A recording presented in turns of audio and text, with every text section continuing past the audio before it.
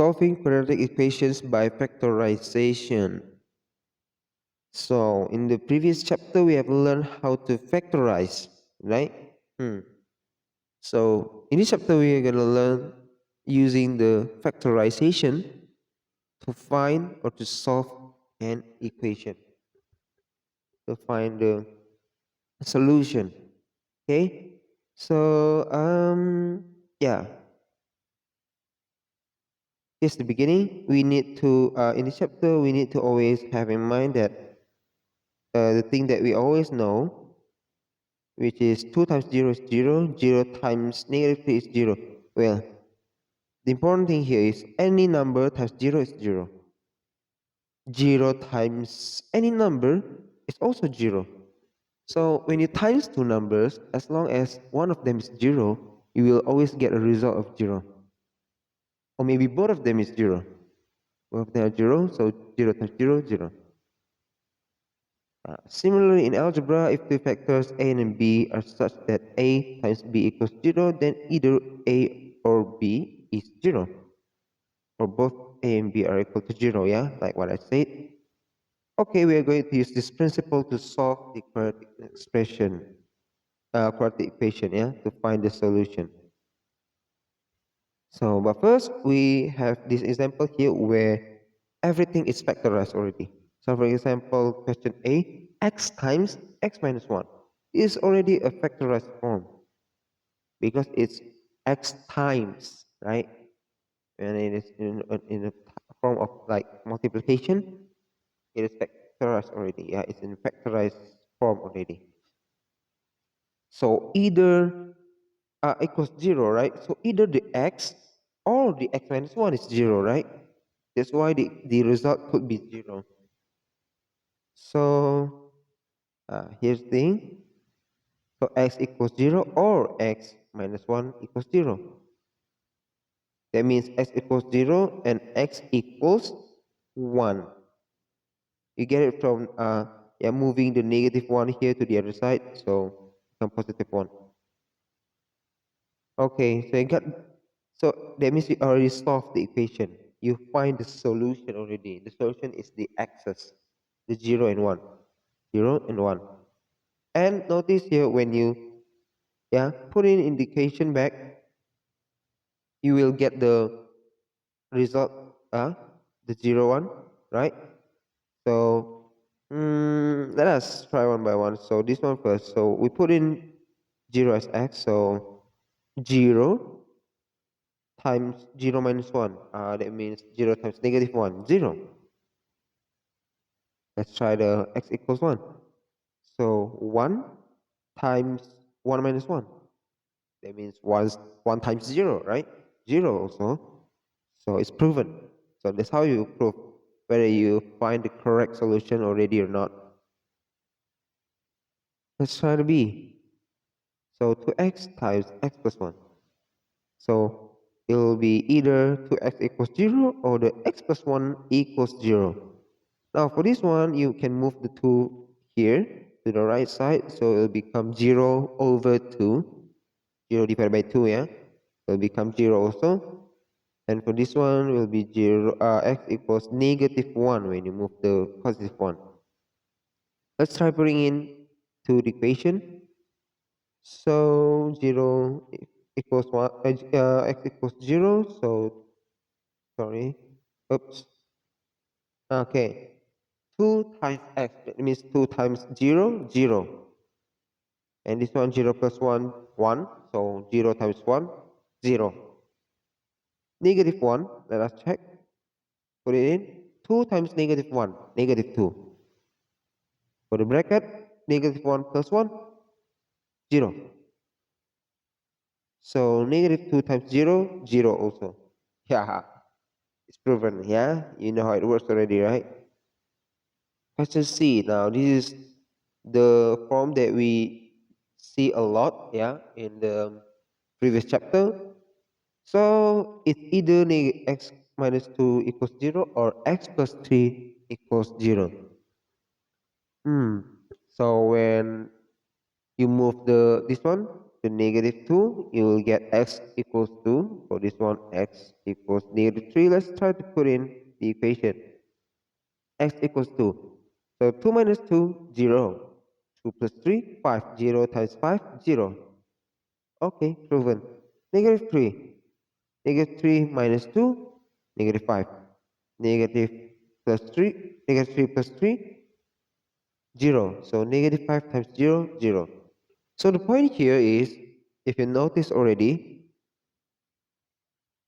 this x, one of these two x's, yeah, will make either the left side or the right side 0. So the two here made the left bracket 0, while this one make the right bracket 0, right? So that's how it works. So these two things here, the solution that we found, will make either left side or right side 0. That's why the result will always be in 0. Okay, as long as we did the calculation correctly. Hmm. And as for this one, yeah, 2x minus 3 equals 0 or 3x plus 5 equals 0. Now the way you move this one, the way you solve this one is you move the negative 3 first to the right side, positive 3, and then later you move 2 become 3 over 2, which on the textbook we see the simplified version already from the 3 over 2, 1 over 2. They just change the improper fraction to mixed fraction.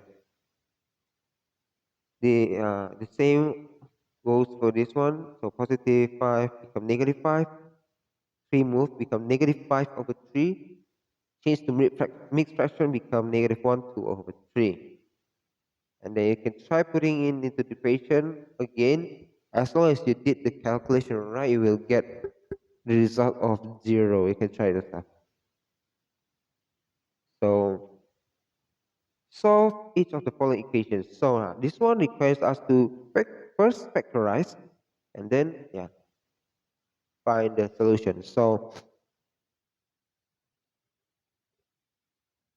we, for this one we don't use the bracket way, but rather we just pull out the number, the PCF.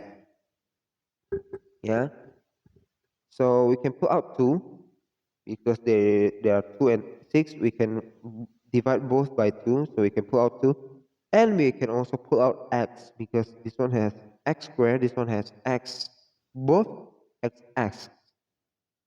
This one has x squared, this one has x, so we can only pull x only, not x squared. So here's the thing. So we pull out 2 and x. For this one, because we pulled out 2, there's no 2 anymore. Pull out the x. From the x squared, we'll just have 1 x remaining in the bracket, just x to the power of 1. For this one, we pull out the 2, become 3. The x we also pull out, no x anymore. So 2x times x plus 3 equals 0. Yeah, extracting common factor to x, yeah. So it will be either 2x equals 0 or x plus 3 equals 0. So 0 over 2, 0, negative 3. Yeah, you can try putting into the equation again. We're not gonna do it again here. You can try it yourself at home.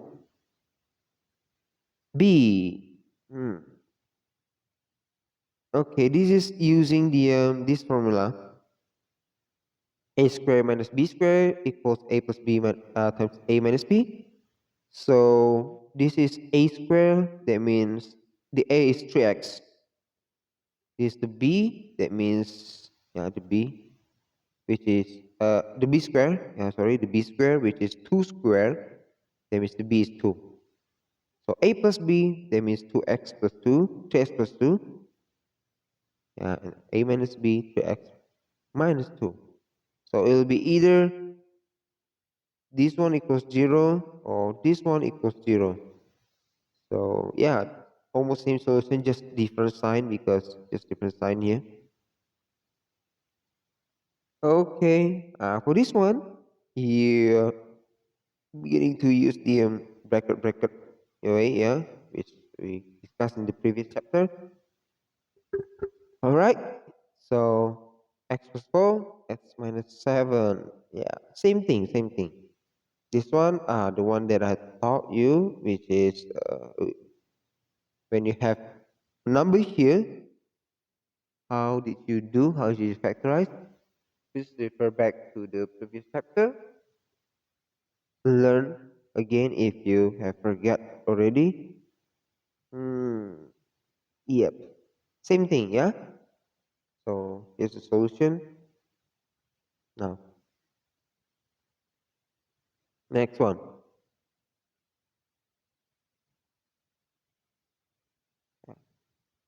This is the 1 over 2 and negative 4, yeah? Okay, next one. Solve each of the following. This one is not equal 0. That's the problem. But still, the same thing. You can just solve this one first. So it times in. And then you just move the number on the right side, yeah? Move it to the left side, like this. Then you have 0 here, right? Pretty easy and simple to solve this problem. Yeah, you can just if you can even do it just by using your common sense.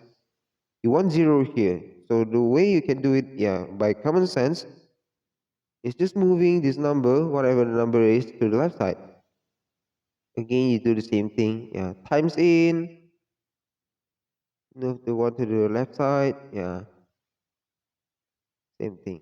Okay, so that's all for today. If you have any question, you can come fine, ask me. Mm, and then, okay, so if there's no more question, thank you for your attention and see you on the next topic.